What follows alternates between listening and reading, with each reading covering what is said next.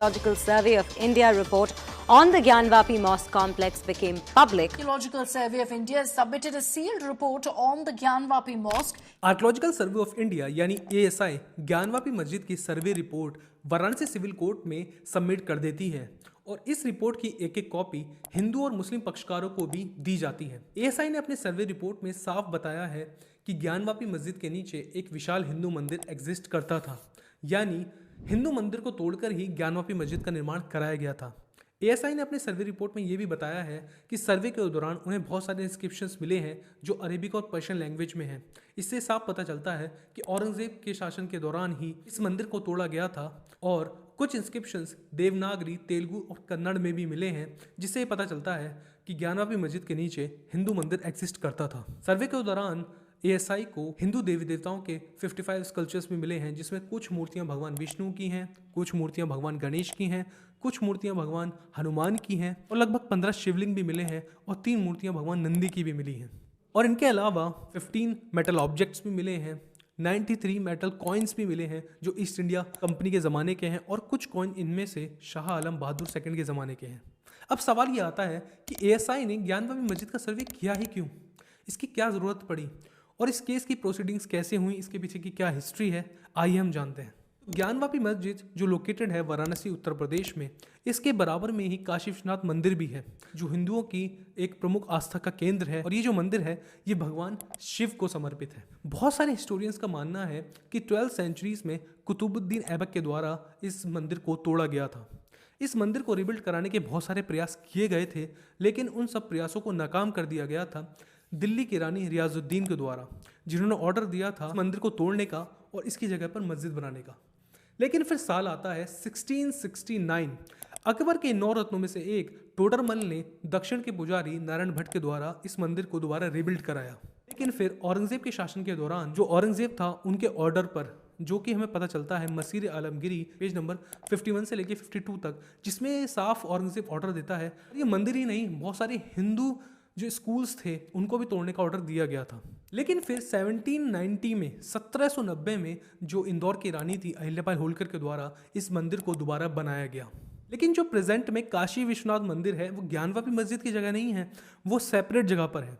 इसमें एक भगवान नंदी की मूर्ति है और ये माना जाता है कि हिंदू मंदिरों में जो नंदी होते हैं वो हमेशा शिवलिंग की तरफ फेस करते हैं और इस केस में जो भगवान नंदी हैं वो ज्ञानवापी मस्जिद की तरफ फेस करते हुए दिखाई देते हैं।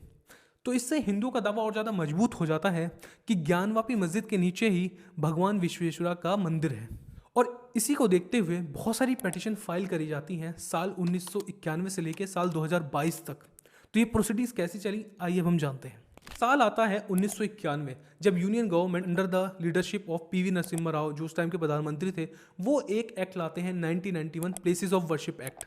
इस एक्ट में प्रावधान है कि 15 अगस्त 1947 जब भारत आज़ाद हुआ था उस समय पर धार्मिक स्थलों की जो स्थिति जैसी थी वैसी ही रहेगी, यानी उन्हें कन्वर्ट नहीं किया जा सकता। लेकिन इसमें एक एक्सेप्शन था राम जन्मभूमि का। वो इसलिए क्योंकि जो राम जन्मभूमि का केस था वो आज़ादी से भी पहले से चलता आ रहा था। उस टाइम जो बीजेपी गवर्नमेंट थी उन्होंने इस एक्ट बिल का विरोध किया, लेकिन वो इस बात से खुश थे कि राम जन्मभूमि को इसमें एक्सेप्शन मिला है। लेकिन उनकी ये भी मांग थी कि जो मथुरा में कृष्ण जन्मभूमि है और काशी विश्वनाथ मंदिर को भी इस एक्ट से अलग रखा जाए, लेकिन उनकी ये मांगें पूरी नहीं होती हैं।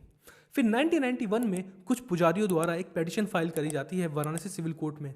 उसमें उनकी मांग थी कि हमें पूजा का अधिकार मिलना चाहिए ज्ञानवापी मस्जिद में, और ये जो मस्जिद है इसके नीचे हिंदू मंदिर एग्जिस्ट करता है और ये जो मस्जिद है इसे मुसलमानों को, हिंदुओं को दे देनी चाहिए।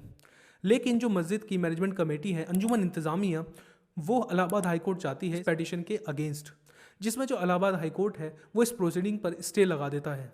ये स्टे बरकरार रहता है 2019 तक। 2019 में अयोध्या वर्डिक्ट आ जाता है जिसमें ये फैसला हो जाता है कि जो सारी ज़मीन है वो रामलला को दे दी जाती है। उसमें सुप्रीम कोर्ट ने प्लेसेस ऑफ वर्शिप एक्ट की इंपॉर्टेंस को बताया है और उन्होंने ये भी कहा उसमें कि जो हिस्ट्री है उसको एज अ टूल इस्तेमाल नहीं किया जा सकता कॉन्फ्लिक्ट्स को बढ़ाने में। अयोध्या वर्डिक्ट आने के 1 महीने बाद दोबारा से एक पिटीशन फाइल करी जाती है वाराणसी सिविल कोर्ट में, और ये पिटीशन फाइल करी जाती है भगवान विश्वेश्वरा के दोस्त के तौर पर, जिसमें ये मांग की जाती है कि ज्ञानवापी मस्जिद का आर्कियोलॉजिकल सर्वे होना चाहिए। फिर साल 2021 आता है जिसमें 5 हिंदू वुमेन पिटीशन फाइल करती हैं वाराणसी सिविल कोर्ट में कि उन्हें पूजा करने की इजाज़त दी जाए माँ श्रृंगार गौरी की, भगवान गणेश की, भगवान हनुमान की और नंदी की मस्जिद परिसर में। तो इस पिटीशन को देखते हुए जो मैनेजमेंट कमेटी वो दोबारा इलाहाबाद हाई कोर्ट जाता है, लेकिन इलाहाबाद हाई कोर्ट इस केस को वाराणसी डिस्ट्रिक्ट कोर्ट है उसको ट्रांसफ़र कर देती है। तो वाराणसी डिस्ट्रिक्ट कोर्ट के ऑर्डर से ही आर्कियोलॉजिकल सर्वे किया जाता है ज्ञानवापी मस्जिद परिसर का। तो इस सर्वे की वीडियोग्राफी के दौरान मस्जिद के अंदर जो वजू खाना है वहाँ पर शिवलिंग मिल जाते हैं, लेकिन जो मस्जिद कमेटी है वो इसको शिवलिंग न मानकर फव्वारा बताती है।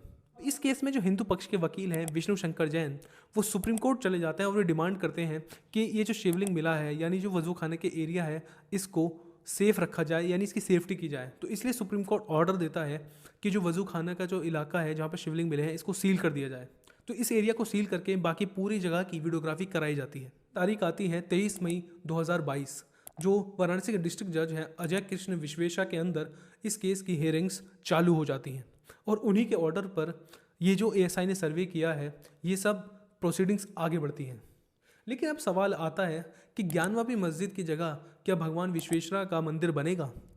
तो इसका जवाब ये है कि शायद ऐसा नहीं होगा। वो इसलिए क्योंकि जो 1991 प्लेसेस वर्शिप एक्ट है वो ऐसा करने से रोकता है, क्योंकि उसमें जो एक्सेप्शन था वो राम जन्मभूमि था, उसमें काशी विश्वनाथ मंदिर का कोई एक्सेप्शन नहीं था या फिर कृष्ण जन्मभूमि का नहीं था। तो अगर सरकार ऐसा करना चाहती है या हिंदू की जो आस्था है वहाँ पर मंदिर बनाने की, वो तभी पूरी होगी जब इस एक्ट में चेंजेस करे जाएं। तो आप लोगों का क्या मानना है कि ज्ञानवापी मस्जिद की जगह क्या मंदिर बनना चाहिए, और नहीं बनना चाहिए तो क्यों नहीं बनना चाहिए? आप कमेंट्स में अपनी राय बता सकते हैं।